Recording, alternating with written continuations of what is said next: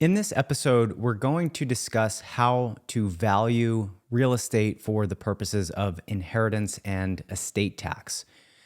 My name is Fred Long. I am a Pennsylvania estate planning attorney, and through the lenses of Pennsylvania law, we will explore this issue, but we'll also draw comparisons to federal law.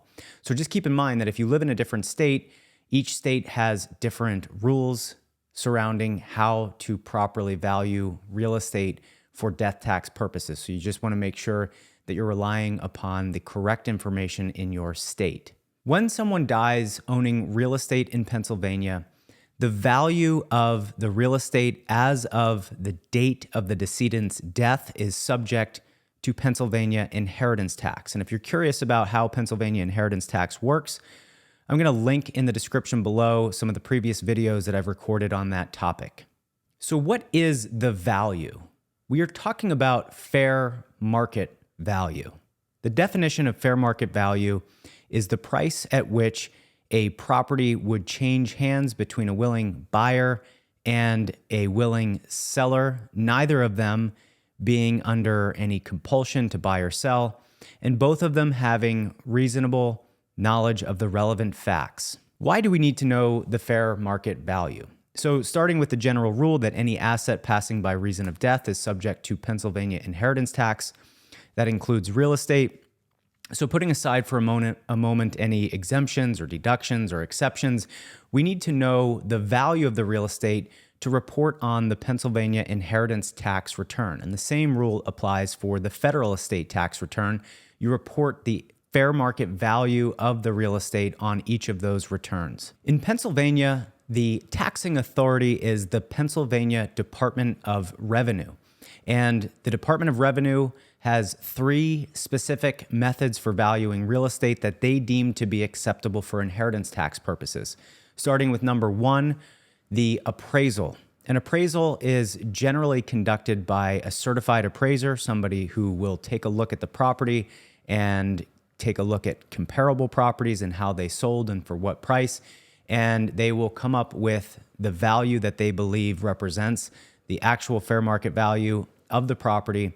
And if you have a certified appraisal, the Pennsylvania Department of Revenue will generally accept that appraised value as the fair market value of the real estate. The second method that is generally acceptable to the Pennsylvania Department of Revenue is the sale price. On the Rev 1502 Schedule A, this is a form that you fill out and complete and submit along with the inheritance tax return. You report the sales price on the form. The instructions tell you that the department will generally accept the sale price as long as the property sells within 15 months of the date of death. But I don't think that this is automatic. This is something that you should be mindful of. For example, if the property sells to a relative, the Department of Revenue wants additional evidence to prove that the sale price was actually its fair market value. Another thing that I would be careful about is if there's a massive shift in the market. So for example, let's say that somebody dies January 1 and 14 months later, in the interim, there's a massive shift in the market. Let's say the real estate market tanks and valuations decrease significantly. Reporting the sale price in that instance may not accurately reflect the fair market value as of the date of death. And so I would want to be careful in instances like that, reporting the sale price. And so you may want to consider perhaps getting an appraisal or using the third method that we're going to talk about, which is the assessed value compared to the common level ratio. The Pennsylvania Department of Revenue will generally accept as fair market value for real estate, for inheritance tax purposes, and also for Pennsylvania realty transfer tax purposes, the tax assessment multiplied by the common level ratio. So what is the common level ratio? In Pennsylvania, the Tax Equalization Board determines on a yearly basis a factor, a ratio called the common level ratio. And what they do is they look in each county at the assessed values of property and they compare them to the sales data, and they come up with this factor. It changes as of July 1 of every year, and it runs through June 30 of the following year. So what you do is you take the property tax assessment and you multiply that number by the common level ratio, and the result is a reflection, or at least acceptable by the Pennsylvania Department of Revenue as a reflection of the fair market value of the real estate. Next, I'm going to draw some comparisons to federal law, federal estate tax. So keep in mind that there's currently a massive $12.92 million exemption in 2023, and you double that, so roughly $26 million per married couple. So it is exceedingly rare to have an estate that's subject to federal estate tax. But there are some differences that are worth pointing out. And if you have an estate that's subject to federal estate tax, it's a big deal. And so we want to be sure that if you're valuing real estate for that purpose, that you are looking at the federal rules and also the state rules. The estate tax regulations don't contain specific rules for valuing real estate other than they tell you that the value should equal the fair market value. And they specifically say that the local property tax assessment is not acceptable unless the assessed value is its fair market value. One important consideration is that the IRS will look at the highest and best use, not necessarily its current use.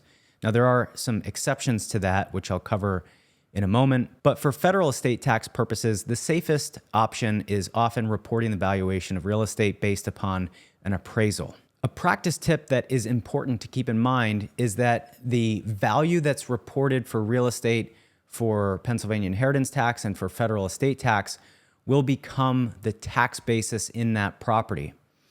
So this is a result of the step up in tax basis. So what that means is, in one hand, you may want to, for Pennsylvania inheritance tax purposes, report the lowest acceptable value that's a reflection of the fair market value. So you can't manipulate these numbers. It has to be one of the methods that's acceptable by the Pennsylvania Department of Revenue. But there's incentive to reduce the value as much as you reasonably can to reduce the tax amount. The problem with that, on the other hand, is that number now becomes your tax basis. And so when you sell the property, your capital gains tax are going to be based on that number. So even the highest tax rate in Pennsylvania, which is 15%, is still lower than the 20% capital gains tax rate.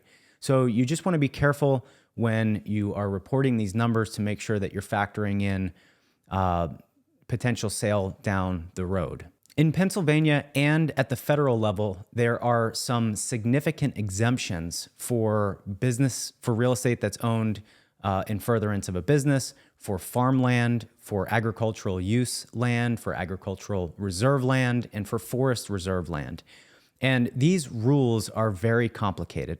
So I'm not going to go into them in any great detail in this video, but just to note that if these exemptions apply, they can have massive effect on preferential tax treatment.